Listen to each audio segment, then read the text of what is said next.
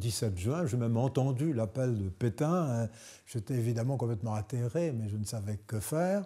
Et le lendemain soir, 18 juin, un voisin est venu nous dire qu'un général à Londres avait demandé à ceux qui voulaient continuer le combat, ou prendre les armes, de le rejoindre. Donc je sautais dans un de ces bateaux et je me suis retrouvé en Angleterre. Voilà, mon 18 juin, je ne savais pas le nom du général, je savais pour l'essentiel ce qu'il avait dit, et le lendemain matin, ma décision était prise, et la nuit suivante, c'était réglé. J'avais rallié le général. Il y a une échelle des valeurs.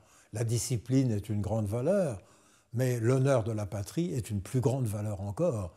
Et lorsque l'honneur de la patrie est bafoué, eh bien, on a le droit de violer la discipline.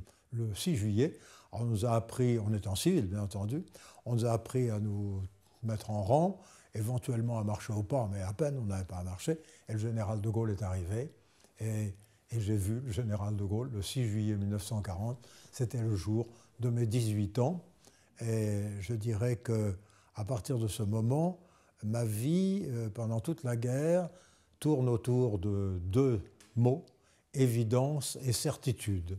Évidence que, on me dit quelquefois, mais pourquoi vous avez choisi de... Non, c'est évident, quand le sol de la patrie est souillé par l'ennemi, que les Allemands descendent les Champs-Élysées, l'arme allemande descend les Champs-Élysées, l'arme à la bretelle, il n'y a pas à se faire des raisonnements.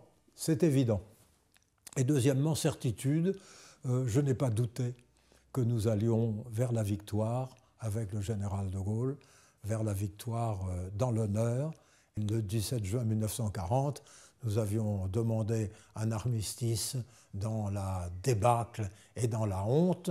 Oui, quand on a réussi à relever une chose comme ça en 5 ans pour remettre la France au premier rang des nations, eh bien on est dans l'histoire de France pour toujours.